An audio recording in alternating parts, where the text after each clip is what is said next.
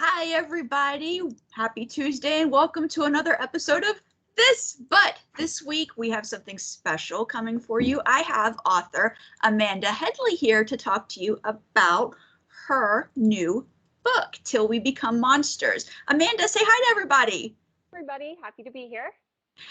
Okay, so how long have you been writing? Oh, I really have I'm one of those people who've been writing their whole life, one of those kind of authors. I can remember writing stories when I was a little kid, and, my mom she tells me stories all the time about how I was always like scribbling away at stuff. So, obviously it's not viable stuff that I've been writing, but yeah, I've just always really liked enjoying writing and just coming up with stories. It all counts as practice, doesn't Yeah, it? exactly. It all counts as practice.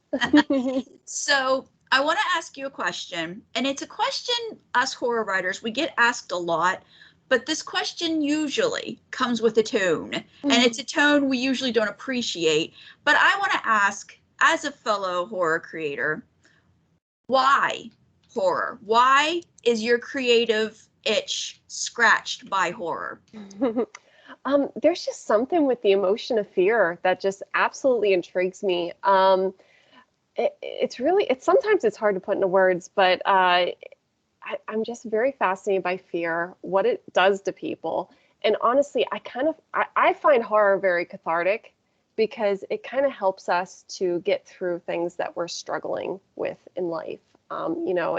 If you're reading a story about someone who might be going through some similar situation that's terrifying, we've all had some traumas happen to us in our lives. I mean, we're human, it's happened to everybody. And if we're reading a story that's reflective of that, and we see how a character gets through that, I feel like that's the cathartic piece of horror and why I like to write it, because I find it to be a way of healing myself as the author through my work, but also, I kind of hope that things that I put into my stories will help heal someone else who's reading it. So I think that's my big draw to horror, is that cathartic approach that I personally don't get in any other genre. Not saying any other genre is bad and can't perform the same function there, but I don't get it in any other genre. It's just really the horror genre that is healing to me, which is really messed up sounding as I say out loud.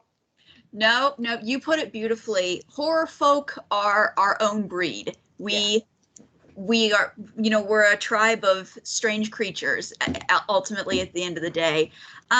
You talk about horror being cathartic, and I actually recently read an article.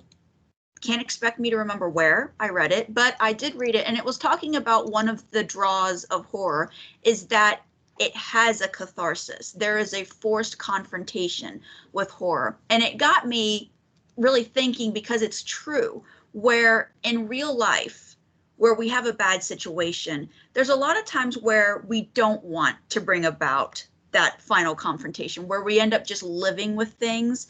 And with horror entertainment, the movies and the books and everything, there's that forced confrontation, that forced end of it that I really like. Mm-hmm. Now, I really want to talk about your book because I really enjoyed it. So will you tell me real quick how this idea came to you for Till We Become Monsters?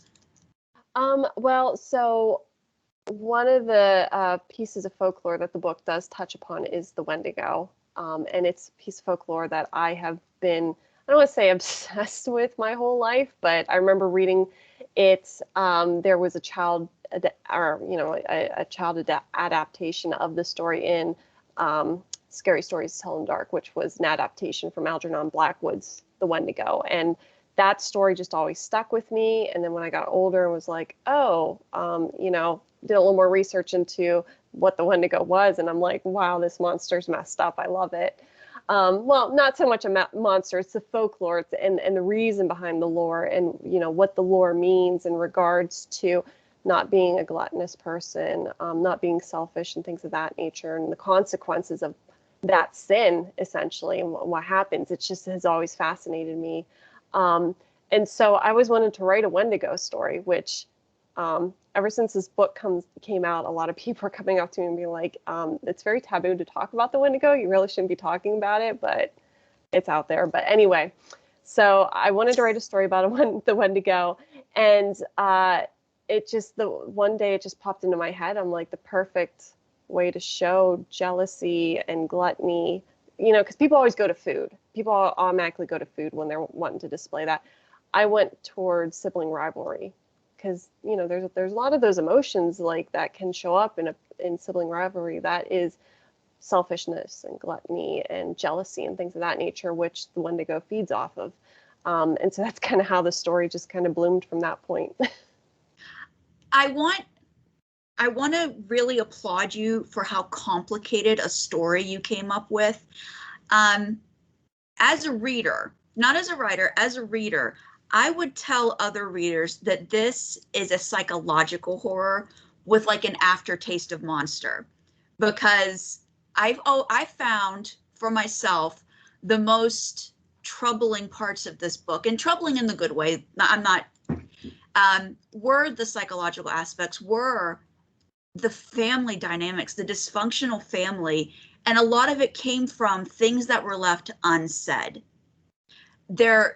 And for different reasons. There was a resentment in one sibling, in Corin, where he didn't say things because he was resentful of his parents and his brother. And Davis didn't say some things because he was kind of set in being this kind of willful, bratty creature. And then, Natalie and Albert, they felt they didn't have to say things. They thought that their feelings were known to their children. And it really planted that monster seed, this dysfunctional family. And I thought it was so brilliantly written, because there was a part in the book close to the end where I was like, will it go there or won't it go there? I have to applaud you because I didn't know what was going to happen next. And as someone who's been reading horror since I was like 9 years old, a lot of the times I can guess, and I'm not upset that I can guess where something's going, but it is a huge thrill when I'm reading something and I'm like, I have no idea. I have no idea what's going to happen. This is so fun. Yeah, and I really appreciate what you're saying there, because that is not how deep I wanted to go with this story. Like that was not even like on the forefront of my mind as I was writing it. And these characters started to grow, and as they started to develop, I'm like, oh my gosh, we all have these monsters within ourselves that we hide from people. And, we wear this fake mask that we show to others so that people don't know our true nature. And it's trauma that causes it. It's fear. Sometimes it's a power thing. And the more I kept dwelling on that, I'm like, oh, this is what needs to come out in this story. Because I was trying to like spin the folklore more and have it focus more on the folklore. And it did. That part started to take more of a back seat and was more of a plot device to help move the story forward. And like you said, the psychological factor of these people hiding their inner monsters. And, I'm using monsters in a good way, because we all have monsters and they're not all bad, but it's hiding them and not showing them and not sharing them and not saying, hey, I need help here, or hey, I'm worried about this, or hey, I love you. So it was more of a story like that I wanted to write that had a little bit of a moral to it, to say, look, we need to be more open, especially given what's going on in today's current society with COVID and all that. And I do love, we're seeing with the younger generations, they are being more open. They are being themselves. They're not afraid to show who they are on social media to the world. And I'm loving it. It's just, there's a lot of other people who are still hiding who they truly are. And I just want to say, it can be very bad for you if you're not yourself, and if you're not reaching out, and if you're not saying, hey, I want to talk. I want you to listen to me. So I kind of put a very bad, ugly spin on that of the consequences of what could go wrong there. But the book originally was not going to go that deep, and it just did. So I appreciate you saying that. And it was very impactful. The inner monologues, the inner conversations people were having with themselves turned out to be some of the most disturbing parts, because once you realized that there wasn't the ill intent with certain characters that you previously thought, it was kind of heartbreaking. when it was like, you're not the bad guy he thinks you are. Oh my God. So I want to talk really quickly about your use of setting in this, because I thought it was wonderful. In the beginning of the book, we have a few scenes that take place in an asylum. And then as the book progresses, as things kind of start spiraling more and more out of control, kind of more and more going to hell, we end up in the wilderness. Was there a thought process behind your use of setting in this? Yeah, and so I've always been fascinated by the nature versus nurture.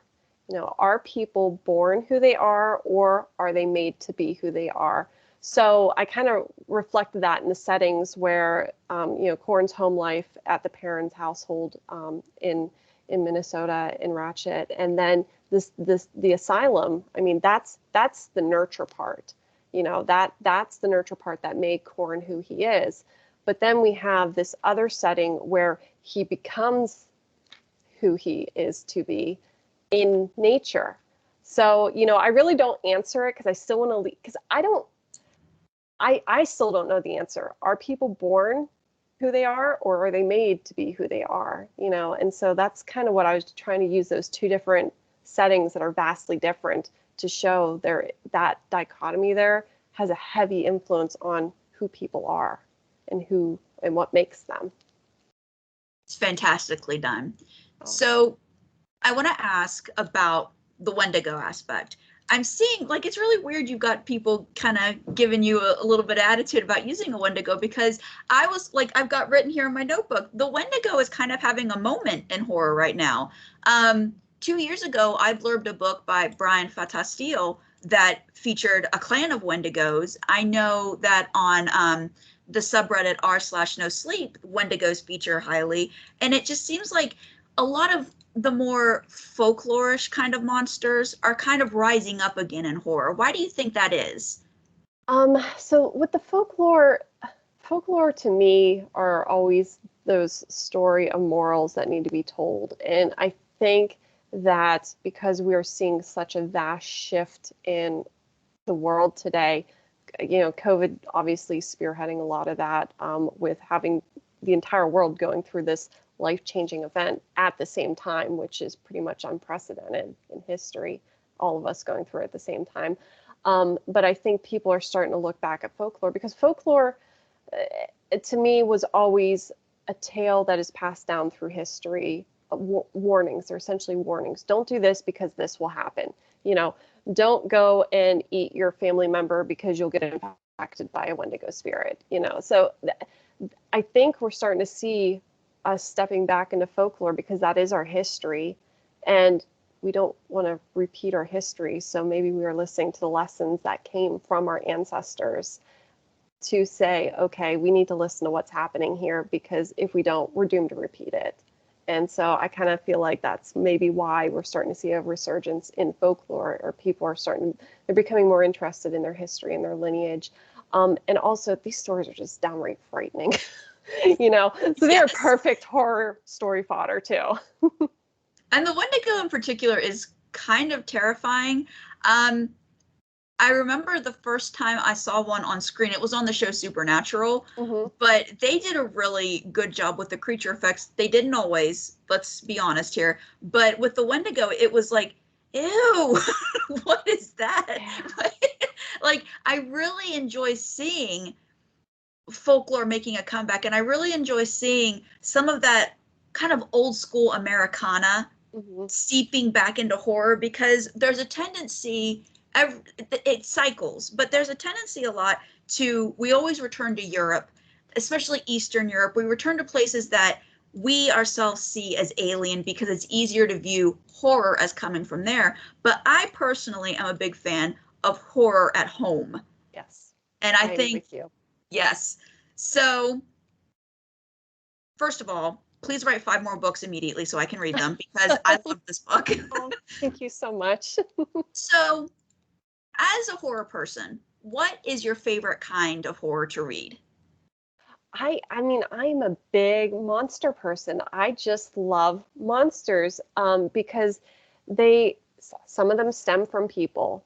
Some of them are from different dimensions, or, you know, they just always have existed and have decided to come back and take over the world. You know, it's just, there's just something about monsters I've always had a fascination with. Like, the earliest thing I remember being afraid of was the Jabberwock from Alice in Wonderland. There was this 1985 made-for-TV show where the Jabberwock comes after Alice. And honestly, I credit that monster for, like, just always being fascinated by these creatures. Can I stop you right there? Seriously?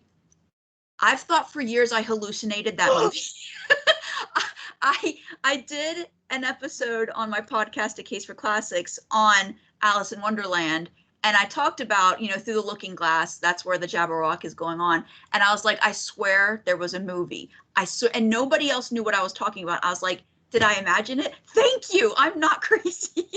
And you know what? You need to go back. I don't know if you have gone back and like found YouTube videos of the Jabberwock. It's still as disgusting and disturbing as I remember it as a, you know, a 5-year-old. It was scary because they you know, they did the dark and the lightning flashing on it, and it was this creepy kind of almost like a reptile, almost amphibious. It was creepy. Yeah. I'm so glad it actually exists. I was so scared. I was like, great, I just made this up in my head. Wonderful. No. I've been terrified of it since I was a kid. So no, it's real. It's absolutely real. Okay, so now I have something to waste the rest of my night on. Thank you. Yes. Go Google and watch it. Yeah, Carol Channing is in there too, and she's just, it's disturbing. Man. Okay. So what do you have in the pipeline? So there will be a sequel to Till We Become Monsters. So I am working on that because I definitely left it very open there at the end. I'm working on another, it's probably going to be a novella length, but it's a little bit more going into like contemporary women's literature, but it is very dark. Trying to do something a little different there. And then currently right now what I'm doing is I'm pulling together a short story anthology where all the short stories have some connection to each other. So yeah, so I'm excited about that. So hopefully we'll see some stuff come out maybe next year. I'm really excited for the sequel. I have to tell you, I really, really enjoyed this. I like all sorts of horror. I go all over the place, but I have to admit, I really love a good psychological piece that really gets into the heads of the characters. And I really think you did such a masterful job of really putting your reader into the minds of your characters. And like, your characters are so different and so varied, and inside of their minds is so messy, but in different ways. I loved reading this book. So please tell me, where can other interested persons find you? So I am on Twitter and Instagram at Amanda Headlee, on Facebook at author Amanda Headlee. I am creating a TikTok. I'm just not there yet. So that'll be at some point. And my website is amandaheadlee.com. And my books are on bookshop.org, Amazon, Barnes & Nobles. Buy her books and reach out and tell her that she's awesome, because this is someone we need to lift up and keep around. Thank you, Summer. And Amanda, thank you so much for coming on and doing this for me. I will put links down below in the description box as usual, if I remember. I'll try to remember because this one's important. But yeah, check out Amanda, check out Till We Become Monsters, because this book messed with me and I enjoyed every second of it. So check out this book, pick it up, and when you read it and enjoy it, please tell Amanda how much you loved it. Thank you. Appreciate it. Thank you. And that'll do for us today. Bye-bye, everybody. Bye.